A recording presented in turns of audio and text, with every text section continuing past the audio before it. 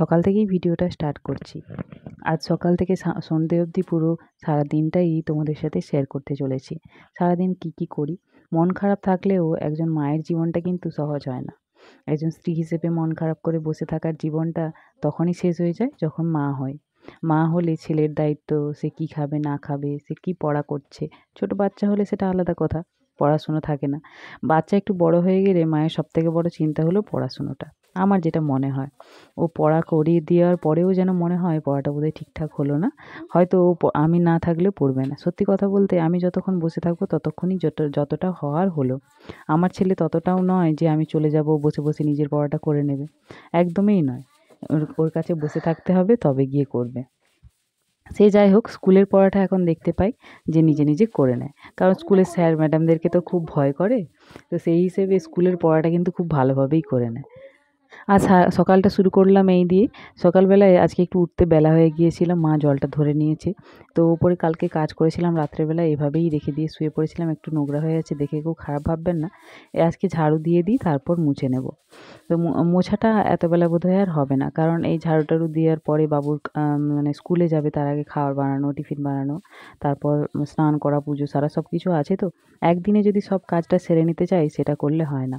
সেটা করলে হয় সেদিন, যেদিন ওই 5টা মতো করে উঠতে পারবো, সেদিন ঝাড়ু দেওয়া, মোছা টোছা সব একসাথে হয়ে যায়। কিন্তু আজকে যেহেতু লেট হয়ে গেছে, সেই জন্য একসাথে সব কাজ করব না। ঝাড়ু দিয়ে রেখে দিই, কালকে মুছবো, না হলে বেলার দিকে যদি সময় পাই মুছে নেব।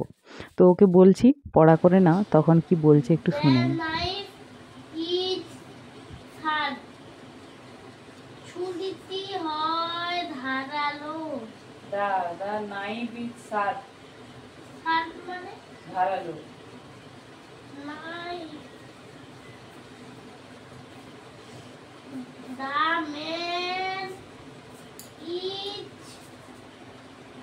পড়া করে নাও, নিচে যাচ্ছি, স্নান করে ঠিক আছে?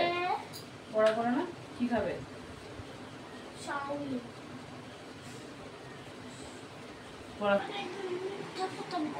আচ্ছা ঠিক আছে, চাউমিন বানাবো, নিরামিষ কিন্তু চলবে।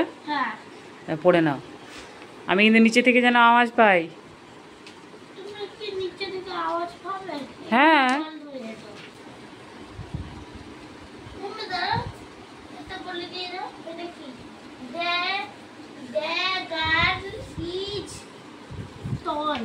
দা গার্ল ইজ টল, মেয়েটি হয় লম্বা।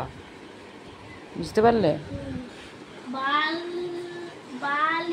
যখন আসবে নিচে নেমে জানালাগুলো বন্ধ করে দেবে, নাহলে ঘর গরম হয়ে যাবে, ঠিক আছে? দেখতেই পেলেন আবদার হয়ে গিয়েছে যে চাউমিন বানাতে হবে, কিন্তু এদিকে বাজে 9:30 মতো। এখন যদি আমি চাউমিন বানাতে শুরু করি, চাউমিনটা শুধুমতো তাড়াহুড়ো করে ভালোও হবে না, আর ওদিকে স্কুলে যেতেও লেট হয়ে যাবে। স্নান করানো আছে, তো স্নান সেরে পুজো সেরে চাটা খেতে বসেছি। তারপর ওকে স্কুলে দিয়ে চলে এসেছি। হালকা নাস্তার মতো টিফিন বানিয়ে দিয়েছিলাম, তবে চাউমিন বানাইনি। তো স্কুলে দিয়ে আসার পরে রান্নাবান্না হয়ে গিয়েছে, আর এদিকে প্রচণ্ড বৃষ্টি। কালকের মতোই আজকের দিনটাও বৃষ্টি রোদ এভাবেই চলছে। কদিন চলবে জানি না। এরমভাবে বৃষ্টি হতে থাকলে আবার সেই বন্যার ভয়টা মনের মধ্যে আঁকড়ে আসবে। সে যাই হোক, আজ নিরামিষ তো কদিন ধরেই চলছে। বরবটি, আলু, পেঁপে, বেগুন দিয়ে একটা তরকারি করেছি। পটল আলু ভাজে দিয়েছি, তার জন্য যে লঙ্কা জিরা ভেজে রেখেছি। আর ডালটা করেছি পেঁপে দিয়ে, মুসুরির ডাল করেছি পেঁপে দিয়ে, কুকারে সেদ্ধ করে সাঁতলেছি। পেঁপেটা খুব সুন্দরভাবে গলে যায়, এই ডালটা খেতে খুব পছন্দ করে আমার বাড়ির সবাই। তো যাই হোক, রান্নাবান্না হয়ে গিয়েছে, এখন বাজে ওই 12টা মতো। সেই জন্য ভাবছি কী করব, একটু মেশিনে বসি। কয়েকদিন হলো তো মেশিনে বসাই হয় না, অনেক কাজ পেন্ডিং হয়ে আছে, অনেক কাজ পড়ে আছে। তো ওর বাবা এগুলো কিনে দিয়ে গেছিলো। 2টো ব্লাউজ বানাতে হবে, একটা অস্ত্র মানে শাড়ির অস্ত্র, সেই শাড়িগুলো দেখাবো পরে। তো এগুলো বানিয়ে এগুলো এখন রেখে দিই সাইডে। মেশিনের তেলটা অনেক দিন দেওয়া হয়নি, তেলটা দিতে হবে। তেলটা ফুরিয়ে গিয়েছিল, ওর বাবাকে বলতে এনে দিয়েছিল, কিন্তু যেহেতু মেশিনে বসা হয়নি সেই জন্য আলাদা করে আর তেলও দেওয়া হয়নি। মেশিনটায় তেল না দিলে তখন আবার সেলাইয়ের প্রবলেম হবে। তো ভাবলাম আজকে যতগুলো টুকরো টুকরো কাজ আছে সবগুলো সেরে রেখে দেবো। তাতে করে কি হয়, ওই পুজোর আগে তো ওই ব্লাউজের কাজ মোটামুটি টুকটাক পড়ে। তো সেইগুলো একটু প্রেশারটা কম থাকে, কারণ তখন যদি ব্লাউজের কাজের সাথে সাথে এই টুকরো কাজগুলো করতে যাই, তখন আবার নিজেরই হেডেক হয় বেশি। তো এখন তাড়াতাড়ি যেহেতু রান্না হয়ে যায়, 12টার আগে রান্না সেরে নিই, কারণ ওই যে অসহ্য চলছে সেদিকে, সেই কাজে বসে তারা। তো সেই জন্য তাড়াতাড়ি রান্না হয়ে যায়, সেই জন্য মেশিনে বসলাম। আর সন্ধ্যেবেলায় দেখুন চাউমিন বানিয়ে দিলাম ছেলের আবদার মতো। সকালে হয়নি তো কী হয়েছে, সন্ধ্যেবেলায় হয়েছে।